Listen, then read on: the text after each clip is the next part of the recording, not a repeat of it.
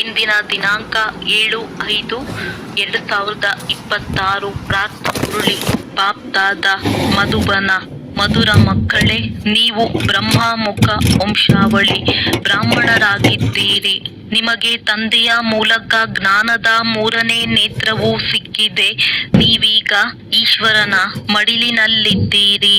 ಪ್ರಶ್ನೆ: ಅದ್ವೈತ್ಯ ರಾಜ್ಯ ಎಲ್ಲಿ? ಮತ್ಯಾವುದೇ ಧರ್ಮವೇ ಇರುವುದಿಲ್ಲ. ಆ ರಾಜ್ಯದ ಸ್ಥಾಪನೆಗೆ ಆಧಾರವೇನಾಗಿದೆ? ಉತ್ತರ: ಯೋಗಬಲ. ಬಾಹುಬಲದಿಂದ ಎಂದಿಗೂ ಅದ್ವೈತ್ಯ ರಾಜ್ಯದ ಸ್ಥಾಪನೆಯಾಗಲು ಸಾಧ್ಯವಿಲ್ಲ. ಹಾಗೆ ನೋಡಿದರೆ ಕ್ರಿಶ್ಚಿಯನ್ನರ ಬಳಿ ಇಷ್ಟೊಂದು ಶಕ್ತಿ ಇದೆ. ಒಂದು ವೇಳೆ ಅವರು ಪರಸ್ಪರ ಒಂದಾದರೆ ಇಡೀ ವಿಶ್ವದ ಮೇಲೆ ರಾಜ್ಯ ಮಾಡಬಲ್ಲರು. ಆದರೆ ಇದು ಕಾಯಿದೆ ಇಲ್ಲ. ವಿಶ್ವದ ಮೇಲೆ ಒಂದು ರಾಜ್ಯದ ಸ್ಥಾಪನೆ ಮಾಡುವುದು ತಂದೆಯ ಕರ್ತವ್ಯವೇ ಆಗಿದೆ. ಗೀತೆ: ಆಕಾಶ ಸಿಂಹಾಸನವನ್ನು ಬಿಟ್ಟು ಬಾ. ಓಂ ಶಾಂತಿ. ಮಕ್ಕಳಿಗೆ ಓಂ ಶಾಂತಿಯ ಅರ್ಥವನ್ನು ಬಹಳ ಬಾರಿ ತಿಳಿಸಿದ್ದೇವೆ. ಓಂ ಎಂದರೆ ನಾನು ಯಾರು? ನಾನು ಆತ್ಮ. ಈ ಶರೀರವು ನನ್ನ ಕರ್ಮೇಂದ್ರಿಯವಾಗಿದೆ. ನಾನಾತ್ಮ ಪರಮಧಾಮದ ನಿವಾಸಿಯಾಗಿದ್ದೇನೆ. ಏ ದೂರ ದೇಶದಲ್ಲಿರುವ ತಂದೆಯೇ ಬನ್ನಿ ಎಂದು ಭಾರತವಾಸಿಗಳು ಕರೆಯುತ್ತಾರೆ. ಏಕೆಂದರೆ ಭಾರತದಲ್ಲಿ ಈಗ ಬಹಳ ಧರ್ಮಗ್ಲಾನಿ, ದುಃಖವಾಗಿ ಬಿಟ್ಟಿದೆ. ಈಗ ಪುನಃ ಬಂದು ಗೀತೋಪದೇಶವನ್ನು ತಿಳಿಸಿ, ಗೀತೆಗಾಗಿಯೇ ಶಿವಬಾಬಾ ಬನ್ನಿ ಎಂದು ಹೇಳುತ್ತಾರೆ. ಏಕೆಂದರೆ ಅವರು ಎಲ್ಲರ ತಂದೆಯಾಗಿದ್ದಾರೆ. ತಂದೆಯು ತಿಳಿಸುತ್ತಾರೆ, ಭಾರತವಾಸಿಗಳ ಮೇಲೆ ಮಾಯಾರೂಪಿ ರಾವಣನ ನೆರಳು ಬಿದ್ದಿದೆ. ಆದ್ದರಿಂದ ಎಲ್ಲರೂ ದುಃಖಿ ಪತಿತರಾಗಿದ್ದಾರೆ. ರೂಪವನ್ನು ಬದಲಾಯಿಸಿಕೊಂಡು ಬನ್ನಿ, ಅರ್ಥಾತ್ ಮನುಷ್ಯನ ರೂಪದಲ್ಲಿ ಬನ್ನಿ ಎಂದು ಕರೆಯುತ್ತಾರೆ. ಅಂದಾಗ ನಾನು ಮನುಷ್ಯನ ರೂಪದಲ್ಲಿ ಬರುತ್ತೇನೆ. ನನ್ನ ಬರುವಿಕೆಯು ದಿವ್ಯ ಅಲೌಕಿಕವಾಗಿದೆ. ನಾನು ಗರ್ಭದಲ್ಲಿ ಬರುವುದಿಲ್ಲ. ಸಾಧಾರಣ ವೃದ್ಧನ ತನುವಿನಲ್ಲಿ ಬರುತ್ತೇನೆ. ನೀವು ಮಕ್ಕಳು ತಿಳಿದುಕೊಂಡಿದ್ದೀರಿ, ನಾನು ಕಲ್ಪ ಕಲ್ಪವೂ ನನ್ನ ನಿರಾಕಾರಿ ರೂಪವನ್ನು ಬದಲಾಯಿಸಿಕೊಂಡು ಬರುತ್ತೇನೆ. ಜ್ಞಾನ ಸಾಗರನು ಪರಮಪಿತ ಪರಮಾತ್ಮನೇ ಆಗಿದ್ದಾರೆ. ಕೃಷ್ಣನಿಗೆಂದು ಹೇಳುವುದಿಲ್ಲ. ತಂದೆಯು ತಿಳಿಸುತ್ತಾರೆ, ನಾನು ಈ ಸಾಧಾರಣ ತನುವಿನಲ್ಲಿ ಬಂದು ನಿಮಗೆ ಪುನಃ ಸಹಜ ರಾಜಯೋಗವನ್ನು ಕಲಿಸುತ್ತಿದ್ದೇನೆ. ಯಾವಾಗ ಪ್ರಪಂಚವು ಪತಿತವಾಗಿ ಬಿಡುವುದೋ ಆಗ ನಾನು ಬರಬೇಕಾಗುತ್ತದೆ. ಕಲಿಯುಗದಿಂದ ಸತ್ಯಯುಗವನ್ನಾಗಿ ಮಾಡಲು ನಾನು ಬರುತ್ತೇನೆ. ಬ್ರಹ್ಮ ವಿಷ್ಣು ಶಂಕರರ ಚಿತ್ರವೂ ಇದೆ. ಬ್ರಹ್ಮನ ಮೂಲಕ ಸ್ಥಾಪನೆ, ಶಂಕರನ ಮೂಲಕ ವಿನಾಶ, ಮತ್ತೆ ವಿಷ್ಣುವಿನ ಮೂಲಕ ಪಾಲನೆ. ಈ ಲಕ್ಷ್ಮೀ ನಾರಾಯಣರು ವಿಷ್ಣುವಿನ 2 ರೂಪಗಳಾಗಿದ್ದಾರೆ. ಇದನ್ನು ನೀವು ಮಕ್ಕಳು ತಿಳಿದುಕೊಂಡಿದ್ದೀರಿ. ತಂದೆಯು ಪುನಃ ರೂಪವನ್ನು ಬದಲಾಯಿಸಿಕೊಂಡು ಬಂದಿದ್ದಾರೆ. ಅವರು ನಮ್ಮ ಪರಮ ತಂದೆ, ಪರಮ ಶಿಕ್ಷಕ, ಪರಮ ಸದ್ಗುರುವೂ ಆಗಿದ್ದಾರೆ. ಮತ್ತು ಗುರುಗಳಿಗೆ ಪರಮ ಎಂಬುದನ್ನು ಹೇಳಲಾಗುವುದಿಲ್ಲ. ಈ ತಂದೆಯಂತೂ ತಂದೆ, ಶಿಕ್ಷಕ, ಗುರು ಮೂವರೂ ಆಗಿದ್ದಾರೆ. ಲೌಕಿಕ ತಂದೆಯು ಮಕ್ಕಳ ಪಾಲನೆ ಮಾಡಿ ಅವರನ್ನು ಶಾಲೆಗೆ ಕಳುಹಿಸುತ್ತಾರೆ. ಆ ತಂದೆಯೇ ಶಿಕ್ಷಕನಾಗಿ ಓದಿಸುವವರು ಬಹಳ ವಿರಳ. ಎಲ್ಲ ಆತ್ಮರು ನನ್ನನ್ನು ಕರೆಯುತ್ತಾರೆ ಗಾಡ್ ಫಾದರ್ ಎಂದು ಹೇಳುತ್ತಾರೆ. ಅಂದ ಮೇಲೆ ಅವರು ಆತ್ಮನ ತಂದೆಯಾದರು. ಈ ಗೀತೆಯು ಭಕ್ತಿ ಮಾರ್ಗದ್ದಾಗಿದೆ. ಸತ್ಯಯುಗದಲ್ಲಿ ಕೂಗಲು ಮಾಯೆಯೇ ಇರುವುದಿಲ್ಲ. ಅಲ್ಲಿ ಸುಖವೇ ಸುಖವಿರುತ್ತದೆ. ನೀವು ತಿಳಿದುಕೊಂಡಿದ್ದೀರಿ, ಇದು 5000 ವರ್ಷಗಳ ಚಕ್ರವಾಗಿದೆ. ಅರ್ಧಕಲ್ಪ ಸತ್ಯ ತ್ರೇತಾಯುಗವು ದಿನ, ಅರ್ಧಕಲ್ಪ ದ್ವಾಪರ ಕಲಿಯುಗವು ರಾತ್ರಿಯಾಗಿದೆ. ನೀವು ಬ್ರಹ್ಮಮುಖ ವಂಶಾವಳಿ ಬ್ರಾಹ್ಮಣರಾಗಿದ್ದೀರಿ. ಬ್ರಹ್ಮ ಅಥವಾ ನೀವು ಬ್ರಾಹ್ಮಣರದ್ದೇ ದಿನರಾತ್ರಿ ಎಂದು ಗಾಯನವಿದೆ. ತಿಳಿದಿದೆ. ದಿನ ಮತ್ತು ರಾತ್ರಿಯ ಜ್ಞಾನವು ನೀವು ಮಕ್ಕಳಿಗೆ ಇದೆ, ಲಕ್ಷ್ಮೀನಾರಾಯಣರಿಗೆ ಈ ಜ್ಞಾನವಿರುವುದಿಲ್ಲ. ನೀವೀಗ ಸಂಗಮದಲ್ಲಿದ್ದೀರಿ, ನಿಮಗೆ ತಿಳಿದಿದೆ. ಈಗ ಭಕ್ತಿ ಮಾರ್ಗವು ಪೂರ್ಣವಾಗಿ ದಿನವೂ ಉದಯವಾಗುತ್ತದೆ. ಈ ಜ್ಞಾನವು ನಿಮಗೆ ತಂದೆಯ ಮೂಲಕ ಸಿಕ್ಕಿದೆ. ಕಲಿಯುಗದಲ್ಲಾಗಲಿ ಅಥವಾ ಸತ್ಯಯುಗದಲ್ಲಾಗಲಿ ಈ ಜ್ಞಾನವು ಯಾರಿಗೂ ಇರುವುದಿಲ್ಲ.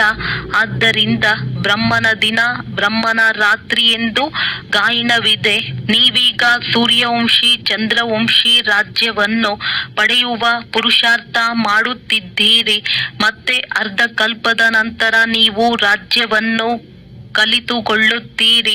ಈ ಜ್ಞಾನವು ನೀವು ಬ್ರಾಹ್ಮಣರ ವಿನಃ ಮತ್ಯಾರಿಗೂ ಇಲ್ಲ.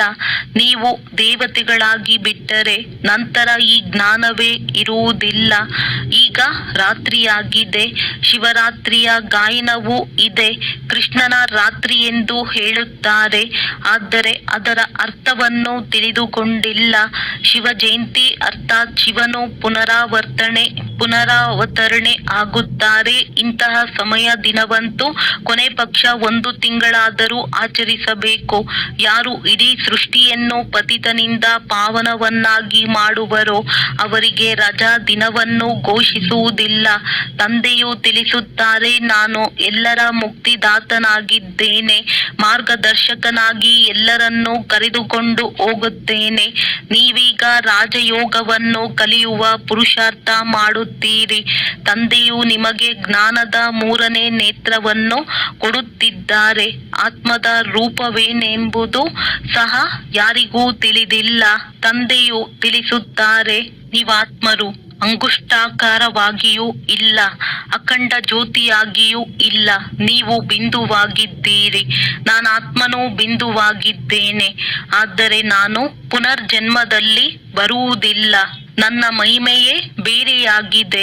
ನಾನು ಪರಮಾತ್ಮನಾಗಿರುವ ಕಾರಣ ಜನನ ಮರಣದ ಚಕ್ರದಲ್ಲಿ ಬರುವುದಿಲ್ಲ. ನೀವಾತ್ಮರು ಶರೀರದಲ್ಲಿ ಬರುತ್ತೀರಿ. ಆದ್ದರಿಂದ 84 ಜನ್ಮಗಳನ್ನು ತೆಗೆದುಕೊಳ್ಳುತ್ತೀರಿ. ನಾನು ಈ ಶರೀರದಲ್ಲಿ ಪ್ರವೇಶ ಮಾಡುತ್ತೇನೆ. ನಾನು ಈ ಶರೀರವನ್ನು ಬಾಡಿಗೆಯಾಗಿ ತೆಗೆದುಕೊಂಡಿದ್ದೇನೆ. ನೀವು ಸಹ ಆತ್ಮವಾಗಿದ್ದೀರಿ. ಆದರೆ ನೀವು ತಮ್ಮನ್ನು ನಾವಾತ್ಮರಾಗಿದ್ದೇವೆ ಎಂಬುದನ್ನು ಅನುಭೂತಿ ಮಾಡುವುದಿಲ್ಲ. ಆತ್ಮವೇ ತಂದೆಯನ್ನು ನೆನಪು ಮಾಡುತ್ತದೆ. ದುಃಖದಲ್ಲಿ ಯಾವಾಗಲೂ ಏ ಭಗವಂತ, ಏ ದಯಾಹೃದಯಿ ತಂದೆಯೇ ದಯೆ ತೋರಿಸಿ ಎಂದು ನೆನಪು ಮಾಡುತ್ತಾರೆ. ನೀವು ದಯೆಯನ್ನು ಬೇಡುತ್ತೀರಿ, ಏಕೆಂದರೆ ಆ ತಂದೆಯು ಜ್ಞಾನ ಸಾಗರ, ಆನಂದ ಸಾಗರ, ಪವಿತ್ರತೆಯ ಸಾಗರನಾಗಿದ್ದಾರೆ. ಜ್ಞಾನದಲ್ಲಿಯೂ ಪೂರ್ಣನಾಗಿದ್ದಾರೆ, ಜ್ಞಾನ ಸಾಗರನಾಗಿದ್ದಾರೆ. ಮನುಷ್ಯರಿಗೆ ಈ ಮಹಿಮೆ ಕೊಡಲು ಸಾಧ್ಯವಿಲ್ಲ. ಇಡೀ ಪ್ರಪಂಚದ ಮೇಲೆ ದಯೆ ತೋರಿಸುವುದು ಇದು ತಂದೆಯದೇ ಕರ್ತವ್ಯವಾಗಿದೆ. ಅವರು ರಚಯಿತನಾಗಿದ್ದಾರೆ, ಉಳಿದೆಲ್ಲವೂ ರಚನೆಯಾಗಿದೆ. ರಚಯಿತನು ರಚನೆಯನ್ನು ರಚಿಸುತ್ತಾರೆ.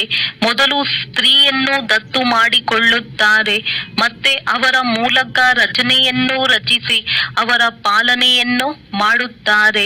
ವಿನಾಶ ಮಾಡುವುದಿಲ್ಲ. ಈ ಬೇಹದ್ದಿನ ತಂದೆಯು ಬಂದು ಸ್ಥಾಪನೆ, ಪಾಲನೆ, ವಿನಾಶವನ್ನು ಮಾಡಿಸುತ್ತಾರೆ. ಆದಿ ಸನಾತನ ದೇವಿ ದೇವತಾ ಧರ್ಮದ ಪಾಲನೆ ಮಾಡಿಸುತ್ತಾರೆ. ಸತ್ಯಯುಗದ ಆದಿಯಲ್ಲಿ ಬಹುಬೇಗನೆ ರಾಜಧಾನಿಯು ಸ್ಥಾಪನೆಯಾಗಿ ಬಿಡುತ್ತದೆ. ಅನ್ಯ ಧರ್ಮದವರು ಕೇವಲ ತಮ್ಮ ಧರ್ಮ ಸ್ಥಾಪನೆ ಮಾಡುತ್ತಾರೆ. ಯಾವಾಗ ಲಕ್ಷಾಂತರ ಅಂದಾಜಿನಲ್ಲಿ ಅವರ ಸಂಖ್ಯೆಯು ವೃದ್ಧಿಯಾಗುವುದೋ ಆಗ ರಾಜ್ಯವು ನಡೆಯುತ್ತದೆ. ನೀವೀಗ ಯೋಗ ಬಲದಿಂದ ರಾಜಧಾನಿಯನ್ನು ಸ್ಥಾಪನೆ ಮಾಡುತ್ತಿದ್ದೀರಿ. ನೀವು ಇಡೀ ವಿಶ್ವದ ಮಾಲೀಕರಾಗುತ್ತೀರಿ. ಬಾಹುಬಲದಿಂದ ಎಂದೂ ಯಾರೂ ವಿಶ್ವದ ಮೇಲೆ ರಾಜ್ಯ ಮಾಡಲು ಸಾಧ್ಯವಿಲ್ಲ. ತಂದೆಯು ತಿಳಿಸಿದ್ದಾರೆ, ಕ್ರಿಶ್ಚಿಯನ್ನರಲ್ಲಿ ಇಷ್ಟೊಂದು ಶಕ್ತಿ ಇದೆ. ಅವರು ಪರಸ್ಪರ ಒಂದಾದರೆ ಇಡೀ ವಿಶ್ವದ ಮೇಲೆ ರಾಜ್ಯ ಮಾಡುವರು. ಆದರೆ ಬಾಹುಬಲದಿಂದ ವಿಶ್ವದ ಮೇಲೆ ರಾಜ್ಯ ಪಡೆಯುವುದು ಕಾಯಿದೆ ಇಲ್ಲ. ಡ್ರಾಮಾದಲ್ಲಿ ಬಾಹುಬಲದವರು ವಿಶ್ವದ ಮಾಲೀಕರಾಗುವ ನಿಯಮವೇ ಇಲ್ಲ. ತಂದೆಯು ತಿಳಿಸುತ್ತಾರೆ, ವಿಶ್ವದ ರಾಜ್ಯ ಭಾಗ್ಯವು ಯೋಗ ಬಲದಿಂದ ನನ್ನ ಮೂಲಕವೇ ಸಿಗುತ್ತದೆ. ಅಲ್ಲಿ ಯಾವುದೇ ವಿಭಾಗಗಳಿರುವುದಿಲ್ಲ. ಧರಣಿ, ಆಕಾಶ ಎಲ್ಲವೂ ನಿಮ್ಮದಾಗಿರುತ್ತದೆ. ನಿಮ್ಮನ್ನು ಯಾರೂ ಸ್ಪರ್ಶಿಸುವುದಕ್ಕೂ ಸಾಧ್ಯವಿಲ್ಲ. ಅದಕ್ಕೆ ಅದ್ವೈತ್ಯ ರಾಜ್ಯವೆಂದು ಹೇಳಲಾಗುತ್ತದೆ. ಇಲ್ಲಿ ಅನೇಕ ರಾಜ್ಯಗಳಿವೆ. 5000 ವರ್ಷಗಳ ನಂತರ ನೀವು ಮಕ್ಕಳಿಗೆ ಪುನಃ ಈ ರಾಜಯೋಗವನ್ನು ಕಲಿಸುತ್ತೇನೆ. ಕೃಷ್ಣನ ಆತ್ಮವು ಈಗ ಕಲಿಯುತ್ತಿದೆ. ಕೃಷ್ಣನು ಮೊದಲ ನಂಬರಿನ ರಾಜಕುಮಾರನಾಗಿದ್ದನು. ಅವರೇ ಈ ಸಮಯದಲ್ಲಿ 84 ಜನ್ಮಗಳ ಅಂತಿಮದಲ್ಲಿ ಬಂದು ಬ್ರಹ್ಮನಾಗಿದ್ದಾರೆ. ಈ ಸೃಷ್ಟಿ ಚಕ್ರವು ಹೇಗೆ ಸುತ್ತುತ್ತದೆ ಎಂಬುದನ್ನು ಮಕ್ಕಳಿಗೆ ತಿಳಿಸಿದ್ದಾರೆ. ತಂದೆಯು ಪುನಃ ಸ್ವರ್ಗದ ಸ್ಥಾಪನೆ ಮಾಡುತ್ತಿದ್ದಾರೆ. ಅವಶ್ಯವಾಗಿಯೂ ಅನೇಕ ಧರ್ಮಗಳ ವಿನಾಶವಾಗುವುದು, ಒಂದು ಧರ್ಮದ ಸ್ಥಾಪನೆಯಾಗುವುದು. ಭಾರತವೇ 100% ಸಾಹುಕಾರನಾಗಿತ್ತು. ಧರ್ಮ ಶ್ರೇಷ್ಠವಾಗಿತ್ತು. ದೇವತೆಗಳ ಕರ್ಮವೂ ಶ್ರೇಷ್ಠವಾಗಿತ್ತು. ಸರ್ವಗುಣ ಸಂಪನ್ನರು ಎಂದು ಅವರಿಗೆ ಮಹಿಮೆ ಇದೆ. ಮೊಟ್ಟ ಮೊದಲು ಪವಿತ್ರರಾಗಿದ್ದರು, ಈಗ ಪತಿತರಾಗಿದ್ದಾರೆ. ಪುನಃ ತಂದೆಯು ಬಂದು ಸ್ತ್ರೀ ಪುರುಷ ಇಬ್ಬರನ್ನೂ ಪವಿತ್ರರನ್ನಾಗಿ ಮಾಡುತ್ತಾರೆ.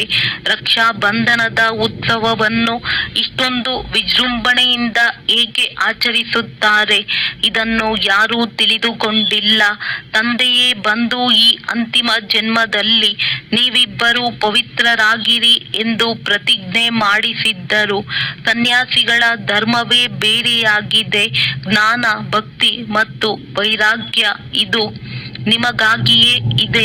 ನೀವು ನೋಡಿರಬಹುದು, ಪಾದ್ರಿಗಳು ನಡೆದುಕೊಂಡು ಹೋಗುವಾಗ ಅವರ ದೃಷ್ಟಿಯು ಒಂದೇ ಕಡೆ ಇರುತ್ತದೆ, ಮತ್ಯಾವ ಕಡೆಯೂ ನೋಡುವುದಿಲ್ಲ. ನನ್ಸ್ ಇರುತ್ತಾರಲ್ಲವೇ, ಅವರಂತೂ ಕ್ರಿಸ್ತನನ್ನೇ ನೆನಪು ಮಾಡುತ್ತಾರೆ. ಕ್ರಿಸ್ತನು ಭಗವಂತನ ಮಗನಾಗಿದ್ದರೆಂದು ಹೇಳುತ್ತಾರೆ. ನಿಮಗೆ ಯಾವುದೇ ಬಿಳಿಯ ವಸ್ತ್ರಗಳೊಂದಿಗೆ ಸಂಬಂಧವಿಲ್ಲ. ನೀವಂತೂ ಆತ್ಮವಾಗಿದ್ದೀರಿ. ನನ್ ಬಟ್ ಒನ್, ಒಬ್ಬ ತಂದೆಯನ್ನೇ ನೆನಪು ಮಾಡಬೇಕಾಗಿದೆ. ಸತ್ಯವಾದ ನನ್ಗಳು ನೀವಾಗಿದ್ದೀರಿ. ನಿಮಗೆ ಆಸ್ತಿಯು ಆ ತಂದೆಯಿಂದ ಸಿಗಬೇಕಾಗಿದೆ. ಅವರನ್ನು ನೆನಪು ಮಾಡಿದಾಗಲೇ ವಿಕರ್ಮಗಳು ವಿನಾಶವಾಗುತ್ತವೆ. ಆದ್ದರಿಂದ ತಂದೆಯ ಆದೇಶವಾಗಿದೆ, ನನ್ನೊಬ್ಬನನ್ನೇ ನೆನಪು ಮಾಡಿ. ಆತ್ಮದ ನಿಶ್ಚಯವೂ ಆಗದೇ ಇರುವ ಕಾರಣ ಆ ನನ್ಸ್ಗಳು ಕ್ರಿಸ್ತನನ್ನೇ ನೆನಪು ಮಾಡುತ್ತಾರೆ. ಭಾರತವಾಸಿಗಳು ಯಾರು ಮೊಟ್ಟ ಮೊದಲು ಬರುತ್ತಾರೆಯೋ ಅವರೇ ತಿಳಿದುಕೊಂಡಿಲ್ಲ. ಲಕ್ಷ್ಮೀನಾರಾಯಣರಿಗೆ ಈ ಸೃಷ್ಟಿಯ ಜ್ಞಾನವಿದೆಯೇ? ಅವರು ತ್ರಿಕಾಲದರ್ಶಿಗಳೂ ಅಲ್ಲ. ತ್ರಿಕಾಲದರ್ಶಿಗಳು ನೀವು ಬ್ರಾಹ್ಮಣರೇ ಆಗುತ್ತೀರಿ.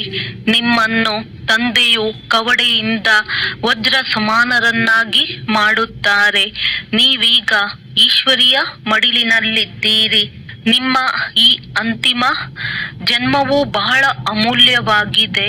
ವಿಶೇಷವಾಗಿ ಭಾರತ ಮತ್ತು ಇಡೀ ಪ್ರಪಂಚ ಆತ್ಮಿಕ ಸೇವೆ ಮಾಡುತ್ತೀರಿ. ಅವರಂತೂ ದೈಹಿಕ ಸಮಾಜ ಸೇವಕರಾಗಿದ್ದಾರೆ. ನೀವು ಆತ್ಮೀಯ ಸಮಾಜ ಸೇವಕರಾಗಿದ್ದೀರಿ.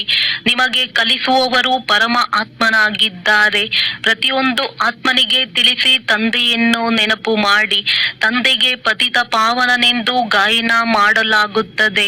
ನಿಮಗೆ ಇಳಿಯುವುದರಲ್ಲಿ 84 ಜನ್ಮಗಳು ಹಿಡಿಸುತ್ತವೆ, ಮತ್ತೆ ಮೇಲೇರುವುದರಲ್ಲಿ 1 ಸೆಕೆಂಡ್ ಹಿಡಿಸುತ್ತದೆ. ನಿಮ್ಮದು ಇದು ಮೃತ್ಯುಲೋಕದ ಅಂತಿಮ ಜನ್ಮವಾಗಿದೆ. ಈಗ ಮೃತ್ಯುಲೋಕವು ವಿನಾಶವಾಗಿ ಅಮರ ಲೋಕಕ್ಕೆ ಜೈ ಜೈಕಾರವಾಗುವುದು. ಇದಕ್ಕೆ ಅಮರ ಕಥೆಯೆಂದು ಹೇಳಲಾಗುತ್ತದೆ. ಅಮರ ತಂದೆಯು ಬಂದು ನೀವು ಅಮರ ಆತ್ಮರನ್ನು ಅಮರ ಯುಗದಲ್ಲಿ ಕರೆದುಕೊಂಡು ಹೋಗಲು ಅಮರ ಕಥೆಯನ್ನು ತಿಳಿಸುತ್ತಾರೆ. ತಂದೆಯು ಹೇಳುತ್ತಾರೆ, ಯಾವುದೇ ಮಾತುಗಳನ್ನು ಮರೆತು ಹೋಗುತ್ತೀರೆಂದರೆ ಕೇವಲ ತಮ್ಮನ್ನು ಆತ್ಮನಿಶ್ಚಯ ಮಾಡಿಕೊಂಡು ತಂದೆಯಾದ ನನ್ನೊಬ್ಬನನ್ನೇ ನೆನಪು ಮಾಡಿ ಬುದ್ಧಿಯೋಗವನ್ನು ನನ್ನೊಂದಿಗೆ ಜೋಡಿಸಿ, ಆಗ ನಿಮ್ಮ ಪಾಪಗಳು ಭಸ್ಮವಾಗುವವು ಮತ್ತು ನೀವು ಪುಣ್ಯಾತ್ಮರಾಗಿ ಬಿಡುತ್ತೀರಿ. ನೀವು ಮನುಷ್ಯರಿಂದ ದೇವತೆಯಾಗುತ್ತೀರಿ. ಇದು ಹೊಸ ಮಾತಲ್ಲ. 5,000 ವರ್ಷಗಳ ನಂತರ ತಂದೆಯು ಬಂದು ನಿಮಗೆ ಆಸ್ತಿಯನ್ನು ಕೊಡುತ್ತಾರೆ. ಮತ್ತೆ ರಾವಣನು ಶಾಪ ಕೊಡುತ್ತಾನೆ. ಯಾವುದೇ ವೇದಶಾಸ್ತ್ರಗಳಲ್ಲಿಲ್ಲ. ಆದ್ದರಿಂದ ಪರಮಾತ್ಮನಿಗೆ ಜ್ಞಾನ ಸಾಗರ, ಶಾಂತಿಯ ಸಾಗರ, ಆನಂದ ಸಾಗರನೆಂದು ಹೇಳಲಾಗುತ್ತದೆ. ನಿಮ್ಮನ್ನು ತನ್ನ ಸಮಾನರನ್ನಾಗಿ ಮಾಡಿಕೊಳ್ಳುತ್ತಾರೆ. ನೀವು ಸಹ ಪೂಜ್ಯರಾಗಿದ್ದೀರಿ, ನಂತರ ಪೂಜಾರಿಗಳಾಗುತ್ತೀರಿ. ತಾವೇ ಪೂಜ್ಯ, ತಾವೇ ಪೂಜಾರಿ. ಇದು ಭಗವಂತನಿಗೆ ಅನ್ವಯಿಸುವುದಿಲ್ಲ. ಇದು ಭಾರತವಾಸಿಗಳ ಮಾತಾಗಿದೆ. ನೀವು ಮೊದಲು ಕೇವಲ ಒಬ್ಬ ಶಿವನ ಭಕ್ತಿ ಮಾಡುತ್ತಿದ್ದೀರಿ, ಅವ್ಯಭಿಚಾರಿ ಭಕ್ತಿ ಮಾಡಿದ್ದೀರಿ. ನಂತರ ದೇವತೆಗಳ ಭಕ್ತಿಯನ್ನು ಆರಂಭಿಸಿದ್ದೀರಿ, ಕೆಳಗಿಳಿಯುತ್ತಾ ಬಂದಿರಿ. ಈಗ ಪುನಃ ನೀವು ದೇವಿ ದೇವತೆಗಳಾಗುತ್ತಿದ್ದೀರಿ. ಯಾರು ಸ್ವಲ್ಪ ಓದಿದರೂ ಸಹ ಅವರು ಪ್ರಜೆಗಳಲ್ಲಿ ಬರುತ್ತಾರೆ. ಯಾರು ಚೆನ್ನಾಗಿ ಓದಿಸುವರೋ ಅವರು ರಾಜಧಾನಿಯಲ್ಲಿ ಬರುತ್ತಾರೆ. ಪ್ರಜೆಗಳಂತೂ ಅನೇಕರಾಗುತ್ತಾರೆ. ಒಬ್ಬ ಮಹಾರಾಜನಿಗೆ ಲಕ್ಷಾಂತರ ಕೋಟ್ಯಾಂತರ ಮಂದಿ ಪ್ರಜೆಗಳಿರುತ್ತಾರೆ. ನೀವು ಪುರುಷಾರ್ಥವು ಕಲ್ಪದ ಹಿಂದಿನ ತರಹ ಮಾಡುತ್ತೀರಿ. ಪುರುಷಾರ್ಥದಿಂದಲೇ ಯಾರು ಯಾರು ಮಾಲೆಯಲ್ಲಿ ಬರುತ್ತಾರೆಂಬುದು ಅರ್ಥವಾಗುತ್ತದೆ. ಪ್ರಜೆಗಳಲ್ಲಿಯೂ ಕೆಲವರು ಬಡವರು, ಕೆಲವರು ಸಾಹುಕಾರರಾಗುತ್ತಾರೆ. ಭಕ್ತಿ ಮಾರ್ಗದಲ್ಲಿ ಈಶ್ವರಾರ್ಥವಾಗಿ ದಾನ ಮಾಡುತ್ತಾರೆ. ಏಕೆ ಈಶ್ವರನ ಬಳಿ ಇಲ್ಲವೇನೋ ಅಥವಾ ಕೃಷ್ಣಾರ್ಪಣಂ ಎಂದು ಹೇಳುತ್ತಾರೆ. ಆದರೆ ವಾಸ್ತವದಲ್ಲಿ ಈಶ್ವರಾರ್ಪಣಂ ಆಗುತ್ತದೆ. ಮನುಷ್ಯರು ಏನೆಲ್ಲವನ್ನೋ ಮಾಡುವರೋ ಅದರ ಫಲವು ಇನ್ನೊಂದು ಜನ್ಮದಲ್ಲಿ ಸಿಗುತ್ತದೆ. ಒಂದು ಜನ್ಮಕ್ಕಾಗಿ ಫಲ ಸಿಗುತ್ತದೆ. ಈಗ ತಂದೆಯು ತಿಳಿಸುತ್ತಾರೆ, ನಾನು ನಿಮಗೆ 21 ಜನ್ಮಗಳ ಆಸ್ತಿಯನ್ನು ಕೊಡಲು ಬಂದಿದ್ದೇನೆ. ನೀವು ನನ್ನ ಅರ್ಥವಾಗಿ ಡೈರೆಕ್ಟ್ ಏನಾದರೂ ಮಾಡುತ್ತೀರೆಂದರೆ 21 ಜನ್ಮಗಳಿಗಾಗಿ ನಿಮಗೆ ಅದರ ಪ್ರಾಪ್ತಿಯಾಗುತ್ತದೆ. ಪರೋಕ್ಷವಾಗಿ ಮಾಡುತ್ತೀರೆಂದರೆ ಒಂದು ಜನ್ಮಕ್ಕಾಗಿ ಅಲ್ಪ ಕಾಲದ ಸುಖ ಸಿಗುತ್ತದೆ. ತಂದೆಯು ತಿಳಿಸುತ್ತಾರೆ, ನಿಮ್ಮದೆಲ್ಲವೂ ಮಣ್ಣು ಪಾಲಾಗಲಿದೆ. ಆದ್ದರಿಂದ ಇದನ್ನು ಸಫಲ ಮಾಡಿಕೊಳ್ಳಿ. ನೀವು ಈ ಆತ್ಮಿಕ ಆಸ್ಪತ್ರೆ ಹಾಗೂ ಯೂನಿವರ್ಸಿಟಿಯನ್ನು ತೆರೆಯುತ್ತಾ ಹೋಗಿ. ಎಲ್ಲಿ ಎಲ್ಲರೂ ಸದಾ ಆರೋಗ್ಯವಂತರು, ಐಶ್ವರ್ಯವಂತರಾಗುತ್ತಾರೆ. ಇದರಿಂದ ಬಹಳ ಸಂಪಾದನೆಯಾಗುತ್ತದೆ. ಯೋಗದಿಂದ ಆರೋಗ್ಯ ಮತ್ತು ಚಕ್ರವನ್ನು ತಿಳಿದುಕೊಳ್ಳುವುದರಿಂದ ಭಾಗ್ಯ. ಆದ್ದರಿಂದ ಮನೆ ಮನೆಯಲ್ಲಿ ಇಂತಹ ಯೂನಿವರ್ಸಿಟಿ ಕಮ್ ಹಾಸ್ಪಿಟಲ್ ಅನ್ನು ತೆರೆಯಿರಿ. ದೊಡ್ಡ ವ್ಯಕ್ತಿಗಳಾದರೆ ದೊಡ್ಡದನ್ನು ತೆರೆಯಲಿ, ಎಲ್ಲಿ ಅನೇಕರು ಬಂದು ತಿಳಿದುಕೊಳ್ಳಲಿ. ಬೋರ್ಡಿನ ಮೇಲೆ ಬರೆಯಿರಿ, ಹೇಗೆ ಪ್ರಾಕೃತಿಕ ಚಿಕಿತ್ಸೆಯವರು ಬರೆಯುತ್ತಾರೆ. ತಂದೆಯು ಇಡೀ ಪ್ರಪಂಚದ ಪ್ರಕೃತಿಯನ್ನೇ ಪವಿತ್ರವನ್ನಾಗಿ ಮಾಡಿಬಿಡುತ್ತಾರೆ. ಈ ಸಮಯದಲ್ಲಿ ಎಲ್ಲವೂ ಅಪವಿತ್ರವಾಗಿದೆ. ಇಡೀ ಪ್ರಪಂಚವನ್ನು ಸದಾ ಆರೋಗ್ಯವಂತ, ಐಶ್ವರ್ಯವಂತನನ್ನಾಗಿ ಮಾಡುವವರು ತಂದೆಯಾಗಿದ್ದಾರೆ. ಅವರೇ ನೀವು ಮಕ್ಕಳಿಗೆ ಓದಿಸುತ್ತಿದ್ದಾರೆ. ನೀವು ಅತಿ ಪ್ರಿಯ ಮಕ್ಕಳಾಗಿದ್ದೀರಿ. ಒಳ್ಳೆಯದು. ಮಧುರಾತಿ ಮಧುರ ಅಗಲಿ ಹೋಗಿ ಮರಳಿ ಸಿಕ್ಕಿರುವ ಮಕ್ಕಳ ಪ್ರತಿ ಮಾತ್ಪಿತಾ ಬಾಪ್ದಾದಾರವರ ನೆನಪು, ಪ್ರೀತಿ ಹಾಗೂ ಸುಪ್ರಭಾತ. ಆತ್ಮಿಕ ಮಕ್ಕಳಿಗೆ ಆತ್ಮಿಕ ತಂದೆಯ ನಮಸ್ತೆ. ಧಾರಣೆಗಾಗಿ ಮುಖ್ಯ ಸಾರ. ತಮ್ಮ ಈ ಅಮೂಲ್ಯ ಜೀವನವನ್ನು ಆತ್ಮಿಕ ಸೇವೆಯಲ್ಲಿ ತೊಡಗಿಸಬೇಕಾಗಿದೆ. ವಿಶೇಷವಾಗಿ ಭಾರತ ಮತ್ತು ಇಡೀ ಪ್ರಪಂಚದ ಸೇವೆ ಮಾಡಬೇಕಾಗಿದೆ. ತಮ್ಮ ಸರ್ವಸ್ವವನ್ನು ಸಫಲ ಮಾಡಲು ಡೈರೆಕ್ಟ್ ಈಶ್ವರಾರ್ಥವಾಗಿ ಅರ್ಪಣೆ ಮಾಡಬೇಕಾಗಿದೆ. ಆತ್ಮಿಕ ಆಸ್ಪತ್ರೆ ಹಾಗೂ ಯೂನಿವರ್ಸಿಟಿಯನ್ನು ತೆರೆಯಬೇಕಾಗಿದೆ. ವರದಾನ: ಏಕರಸ ಸ್ಥಿತಿಯ ಮೂಲಕ ಅತೀಂದ್ರಿಯ ಸುಖದ ಅನುಭೂತಿ ಮಾಡುವಂತಹ ಸರ್ವ ಆಕರ್ಷಣೆಗಳಿಂದ ಮುಕ್ತ ಭವ. ಯಾವಾಗ ಇಂದ್ರಿಯಗಳ ಆಕರ್ಷಣೆ ಮತ್ತು ಸಂಬಂಧಗಳ ಆಕರ್ಷಣೆಯಿಂದ ಮುಕ್ತರಾಗುವಿರಿ. ಆಗಲೇ ಅತೀಂದ್ರಿಯ ಸುಖದ ಅನುಭೂತಿ ಮಾಡಲು ಸಾಧ್ಯವಾಗುವುದು. ಯಾವುದೇ ಕರ್ಮೇಂದ್ರಿಯಗಳಿಗೆ ವಶರಾಗುವುದರಿಂದ ಭಿನ್ನ ಭಿನ್ನ ಆಕರ್ಷಣೆಗಳೇನಿವೆಯೋ ಅದು ಅತೀಂದ್ರಿಯ ಸುಖ ಅಥವಾ ಹರ್ಷವನ್ನು ಕೊಡುವುದರಲ್ಲಿ ಬಂಧನವನ್ನು ಹಾಕುವುದು. ಆದರೆ ಯಾವಾಗ ಬುದ್ಧಿಯು ಸರ್ವ ಆಕರ್ಷಣೆಗಳಿಂದ ಮುಕ್ತವಾಗಿದ್ದು ಒಂದು ಲಕ್ಷ್ಯದಲ್ಲಿ ಸ್ಥಿತವಾಗಿರುತ್ತದೆಯೋ ಆಗ ಏರುಪೇರುಗಳು ಸಮಾಪ್ತಿಯಾಗುತ್ತದೆ. ಏಕರಸ ಸ್ಥಿತಿಯಾಗುವುದರಿಂದ ಅತೀಂದ್ರಿಯ ಸುಖದ ಅನುಭೂತಿಯಾಗುವುದು.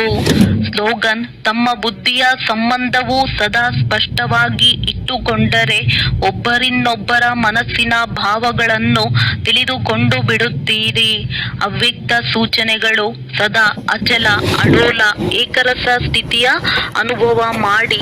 ಸಮಯ ಪ್ರಮಾಣ: ಈಗ ಸದಾ ಅಚಲ ಅಡೋಲ ಸರ್ವ ಖಜಾನೆಗಳಿಂದ ಸಂಪನ್ನರಾಗಿ ಸ್ವಲ್ಪವೂ ಸಹ ಏರುಪೇರು ಆಗುತ್ತೀರಿ ಎಂದರೆ ಸರ್ವ ಖಜಾನೆಗಳ ಅನುಭವ ಆಗುವುದಿಲ್ಲ. ತಂದೆಯ ಮೂಲಕ ಸಿಕ್ಕಿರುವ ಖಜಾನೆಗಳನ್ನು ಸದಾ ಕಾಯಮ್ಮಾಗಿ ಇಟ್ಟುಕೊಳ್ಳುವ ಸಾಧನ ಆಗಿದೆ ಸದಾ ಅಚಲ ಅಡೋಲರಾಗಿ ಇರುವುದು. ಅಚಲರಾಗಿರುವುದರಿಂದ ಸದಾ ಖುಷಿಯ ಅನುಭವ ಆಗುತ್ತಾ ಇರುತ್ತದೆ. ಹೇಗೆ ವಿನಾಶಿ ಧನ, ಹೆಸರು, ಮಾನ್ಯತೆ, ಆಡಂಬರ, ಪದವಿ ಇತ್ಯಾದಿಗಳು ಸಿಗುತ್ತದೆ ಎಂದರೆ ಖುಷಿಯಾಗುತ್ತದೆ ಅಲ್ಲವೇ? ಇದಂತೂ ಅವಿನಾಶಿ ಖುಷಿಯಾಗಿದೆ. ಆದರೆ ಈ ಖುಷಿ ಅವರಿಗೆ ಇರುತ್ತದೆ ಯಾರು ಅಚಲ ಅಡೋಲ ಏಕರಸ ಸ್ಥಿತಿಯಲ್ಲಿ ಇರುತ್ತಾರೆ.